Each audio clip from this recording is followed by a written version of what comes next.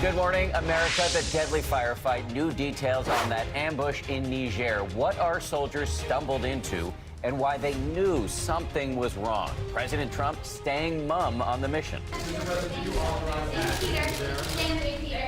As Senate leaders look for answers about our troops in the region. I felt that we were not getting sufficient amount of information. Meanwhile, the White House standing its ground in the controversy over the president's call to one of those fallen soldiers' families. Connected by a killer, a Tampa neighborhood terrorized this morning. 3 people shot and killed. Police saying one person is responsible. She was targeted by this animal out there. And the urgent search this morning for the person in this surveillance video. Bombshell allegations, more women coming forward. The new claims against fallen Hollywood titan Harvey Weinstein, adding their voices to the growing allegations of sexual harassment and even assault.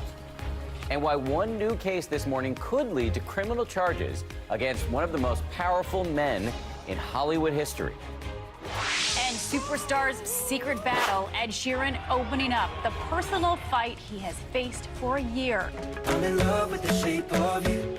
The singer revealing the problem he's kept hidden and the reason he's been out of the public spotlight.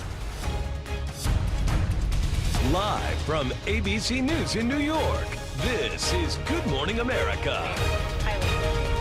Hey, good morning, everybody. As questions and controversy swirl around the deaths of those 4 American soldiers in the African country of Niger, there will be a funeral today for the 25-year-old Sergeant LaDavid Johnson. Yeah, overnight in South Florida, hundreds of people, including friends, family, and just complete strangers, they all showed up for a public viewing. Sergeant Johnson, he leaves behind 2 children and a pregnant wife. Incredibly sad. Meanwhile, this morning, we're learning more about the ambush in which Sergeant Johnson and his 3 fellow soldiers were killed back on October 4th in a country where many Americans didn't even know we had military forces. Now, there had been conflicting reports from the military as to what happened in Niger. Secretary of Defense James Mattis, he went to Capitol Hill to brief Senator John McCain, who has been demanding more information, and it comes amidst a fresh war of words between the White House and a Florida congresswoman who listened in on a phone call between President Trump and the family of Sergeant Johnson. A lot to talk about this morning. We begin our coverage with ABC's David Wright, who's at the White House. David, good morning to you.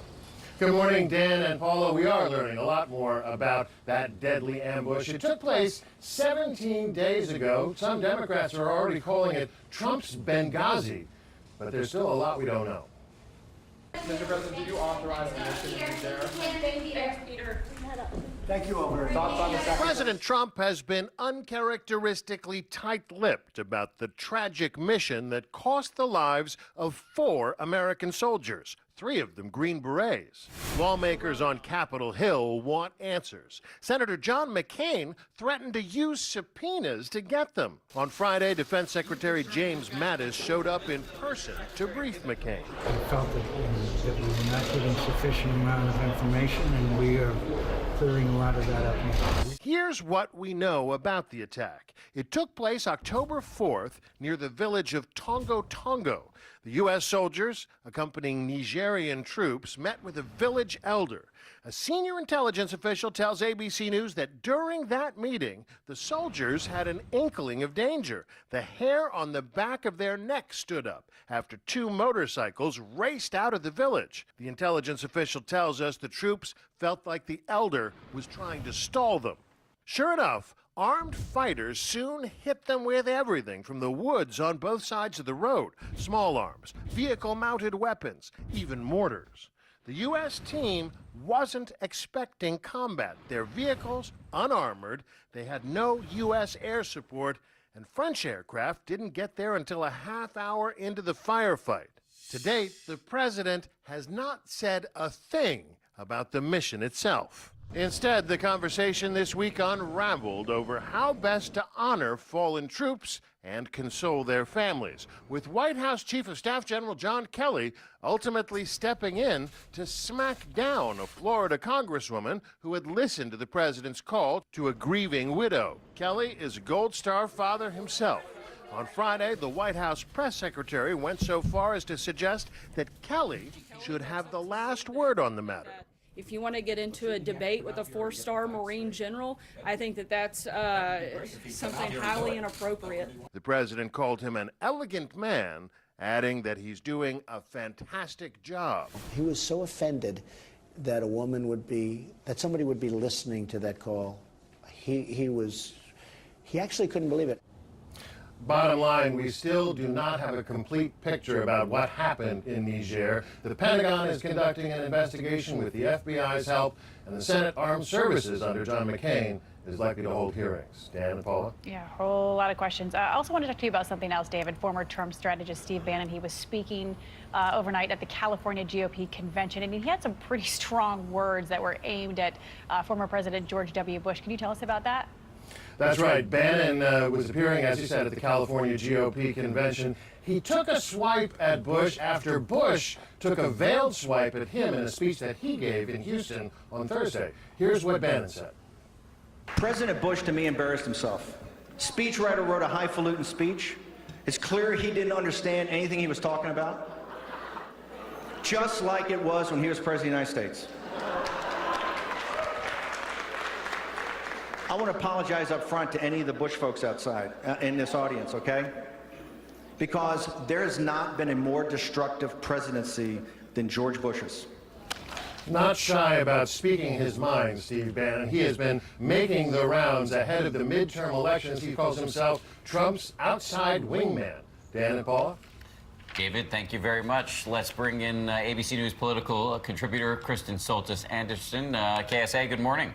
Good morning. So let's start with Bannon's comments overnight. Do you think he's counterpunching with some sort of tacit approval from inside the White House from Trump himself? And does the speech from former President Bush, in which he made some veiled jabs at President Trump, does that speech represent a serious political problem for the White House? I don't think that President George W. Bush's speech represents a political problem for the White House insofar as the Republican Party now, it is Trump's party. That the worldview that George W. Bush and Donald Trump have about what America should be doing globally, the role we should play around the world, they're very different. George W. Bush's policy is not the same as Trump's kind of America First mantra. So it's not a surprise that these two men have very different worldviews. But what is different is that you've got a crowd of Republicans cheering someone insulting the most recent former Republican president, and the room is applauding. It's almost as if Steve Bannon could have been saying the same things about Obama. You would expect that kind of red meat would get that reaction. Here he's talking about someone within the party. That, to me, is what is really astonishing about this moment. Yeah, the political discourse and infighting is astonishing. Hang with me here. I want to ask you a long question. But the sparring between Trump, his chief of staff, John Kelly, and Congresswoman Wilson. So Kelly asserted this week that Congresswoman Wilson bragged about securing money for a Florida FBI building during a 2015 speech, but video surfaced of that speech, and she did no such thing. Now, the White House really wants this entire storyline to go away, including the phone call to the family of fallen soldier LaDavid Johnson. But how is that really going to happen? So it may be the case that the White House wants the story to go away. I'm not convinced that the president does. And in part, think about where we were a little over a year ago. Coming out of the Democratic convention, you had a Gold Star family criticizing Donald Trump on a partisan stage, and Donald Trump seemed to relish that fight, even as everyone around him told him, don't go after a Gold Star family. This isn't going to be a good look. And I think he feels that, look, he waged these battles in the campaign. He became president. So here's a partisan adversary, a congresswoman from the other party. Let's go after her with all we've got. The White House may want this to go away, focus back on tax reform, but I'm not convinced that the president himself does. Interesting insight, as always. Kristen Soltis Anderson, thank you very much. We appreciate it. We do want to share a programming note here about an exclusive ABC News interview. Senator John McCain will be paying a visit to The View on Monday. That's at 11 Eastern, right here on ABC. And as most people know, his daughter is now co-host at The View, and it is also her birthday on Monday. I suspect Meghan McCain. Connection there. Just a little bit. We move on now, though, to a story in Tampa, a terrifying story. 3 people fatally shot in 3 separate locations. Police believe there is a single gunman to blame here. So 3 separate locations, but all in the same neighborhood, and police are now hoping that this surveillance video can stop a killer. ABC's Maggie Rulli is on the story for us this morning. Maggie, good morning to you. Dan and Paula, good morning. Police are desperate for clues right now. They say they have no suspect, no obvious motive, and no idea who could be next. This morning, the urgent search for a killer who police say is terrorizing a Florida neighborhood. 3 people gunned down within the last 2 weeks. Please speak up, because you don't know if it's going to happen to you. The parents of the latest victim, Anthony Noboa, sobbing, overcome with grief.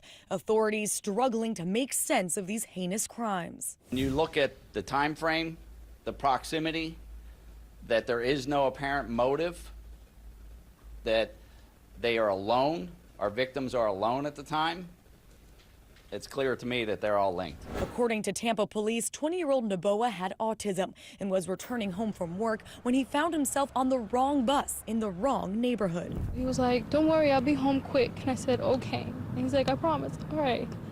Didn't hear from him after that. It's the third murder in 2 weeks in this Seminole Heights neighborhood. Noboa was shot and killed on October 19th. Only a short block away from the first shooting on October 9th, 22-year-old Benjamin Mitchell killed at a bus stop around 9 p.m. The second homicide came less than a week later. 32-year-old Monica Hoffa, her body found by Tampa police on October 13th. She was killed 2 days earlier. She was completely innocent and was targeted by this animal out there. Police releasing this surveillance video showing the possible witness walking near where the first shooting happened.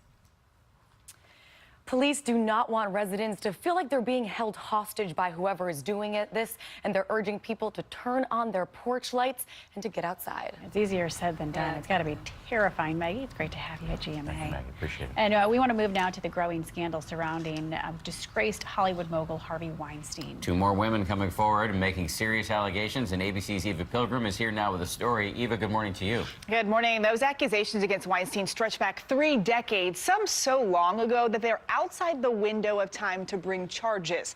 But now police in LA are investigating a new possible case within the statute of limitations, rape accusations that could lead to criminal charges here in the U.S. for Harvey Weinstein. This morning, 2 more women have come forward accusing media mogul Harvey Weinstein of sexual assault. Her greatest regret is opening that door, but she had no idea what was coming. An unnamed Italian actress now speaking out through her attorney, saying that in February 2013, 4 years ago, Weinstein bullied his way into her hotel room where he sexually assaulted her. The 38-year-old said to have shared her story with LAPD detectives this week, prompting a criminal investigation. The state of California, before 2017, had a 10-year statute of limitation. Her claim falls within that 10-year period. It was an emotional moment for former actress Heather Kerr, also speaking out with her attorney, saying Weinstein forced her to touch him in an office in 1989, and that she would have to sleep with him if she wanted to land roles. He told me that this was how things worked in Hollywood, and that all of the actresses that had made it this way. Not long after that, I quit acting. That may be the way that it was. It is not the way it will be in the future. Because Harvey, you and others like you are done. This coming after Weinstein's statement denying any allegations of non-consensual sex. The 2 women joining the dozens of others who have already come forward, the list including some of Hollywood's biggest stars. Weinstein, once a powerhouse producer, has now been kicked out of the Academy, fired from the company he helped build. And aside from LA, police in London are investigating a claim by a woman who has accused Weinstein of sexually inappropriate behavior. And we are hearing of other women who are still planning to come forward. The big question, will he face any criminal consequences for this alleged behavior? In LA, you have 10 years to press charges for a rape. There is actually no time limit for rape in New York or in London. Interesting. So that'll be interesting how that plays out. Story keeps going. It does. Eva, thank you very much. A lot of other news this morning, and for that, as always, we kick it over to Dr. Ron Claiborne. Good morning, sir. Morning, Doctor. Dr. Dan, good morning to you, and Dr. Paula, good morning to you. I have a doctorate now. All of you doctors out there in watching, good morning to you, and good morning, everyone. We're going to begin with breaking news from Germany, where 4 people were injured in a knife attack in Munich overnight. Law enforcement saying that they have detained someone in connection with that attack after the suspect at first fled on a bicycle. Also adding they do not have a motive at this time. None of the injuries are said to be life-threatening. In Washington, President Trump signing an executive order allowing the military to recall as many as 1,000 retired pilots to active duty. This after financial incentives and And bonus programs failed to bring in new recruits. Senator John McCain, chairman of the Armed Services Committee, called the pilot shortage a full-blown crisis. The Air Force has been at the forefront, of course, in the war against ISIS. In Syria, new drone footage shows the devastation left behind in Raqqa, the former ISIS stronghold. Finally free, but battered after months and months of airstrikes and fierce fighting on the ground there.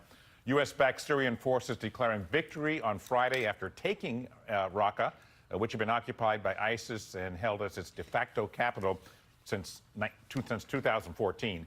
In Los Angeles, a judge has tossed out a $417 million jury award to a woman who said she developed ovarian cancer from using Johnson & Johnson products containing talcum powder.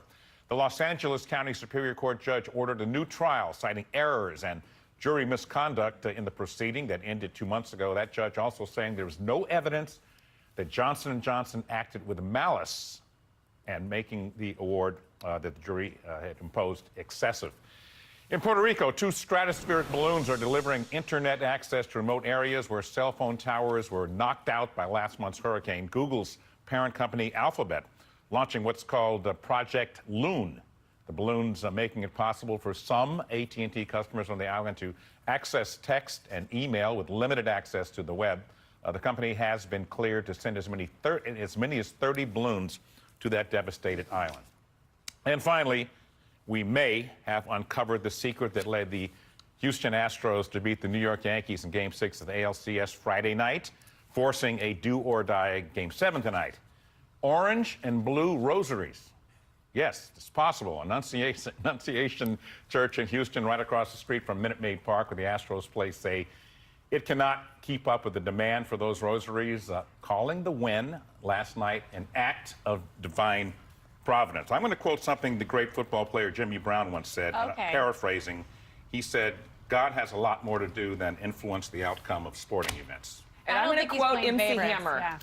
What? You Go got ahead. to pray just to make it today. That's why we pray. Pray. Oh my gosh, I did not expect that. Okay. I didn't expect that at all. I didn't see that coming. That's a throwback. We're going to match Jimmy Brown against that. How are you feeling, though? Because I know both you and Rob were probably up Rob and I late. are confident, if I may speak for him, we're going to win. Sorry, Tonight. the Yankees are going to win on our behalf tonight. You guys were up late is a last passion night. You're going Yeah, to it be was up a late late again. night. Yeah, Well, may the best team win. that's the Yankees.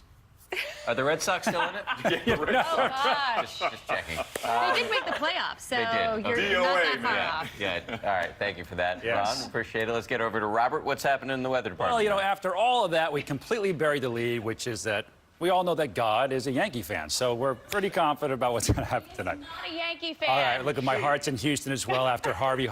Houston strong, but tonight, Oh, my goodness. go Yanks. Look, there's going to be weather. The weather's going to be great there. So maybe they'll actually open the roof tonight and let the fresh air in. But we've got severe weather and this disturbance diving down across parts of the Rockies into the plains, kind of a spring-like pattern. This is the time of year where we get kind of our second severe weather season, and big hail, big winds expected from Des Moines all the way through Oklahoma City. Could see some tornadoes in central and eastern Oklahoma late in the day today through tonight.